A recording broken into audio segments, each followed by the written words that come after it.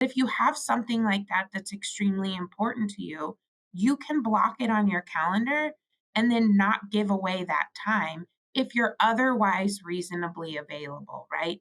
And that's part of being an adult is realizing, yes, there are trade-offs, but I do have the ability to block out noise like notifications, emails, and calls in very specific periods of time or on my calendar for things that are important to me. Hi, welcome to our Happy Rainmakers series, where we try to give you some good information to use to help you become a happy rainmaker. I'm joined by Emily Logan Stedman, who is a partner at Hush Blackwell. Emily, thank you so much for being with us today. Thank you for having me. And today, Emily is going to help us learn how to set boundaries. That's a tough one in Big Law, isn't it? It's so hard. And the biggest detriment to mental health and well being of associates is a lack of autonomy. We feel like our days are at the whim of the partners, at the whim of the clients.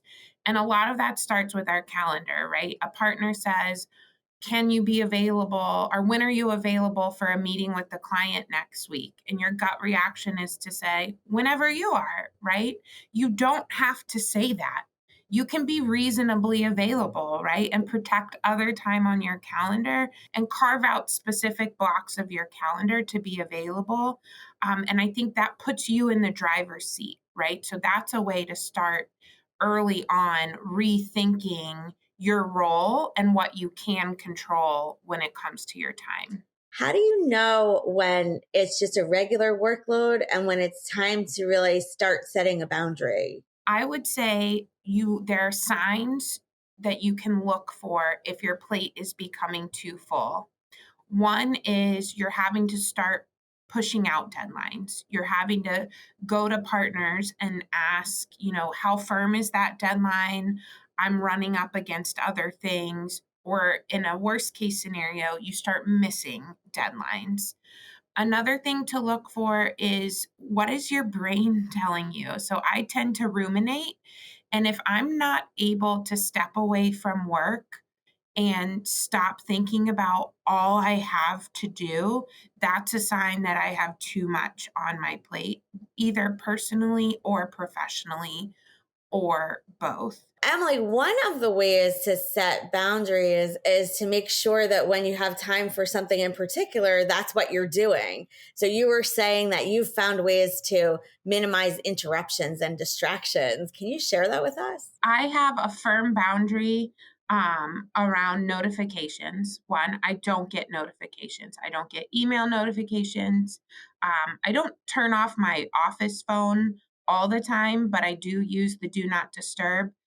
So, for example, I'm a litigator. It is extremely difficult to write a brief or even do deep research if you're constantly checking your email or constantly getting phone calls. You should be expected to do your work and do it in a reasonable time. And that doesn't mean picking up every call or answering every email within 5 minutes of getting it. And again, that does take trial and error, right? Some people listening to this are going to think, well, Emily made partners. She's been doing this almost 8 years. Of course, she can do that now. And that's right, to a degree.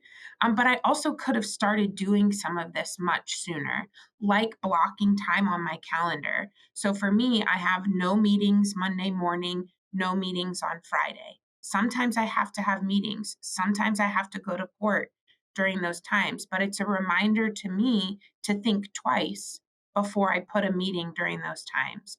But if you have something like that that's extremely important to you can block it on your calendar and then not give away that time if you're otherwise reasonably available, right?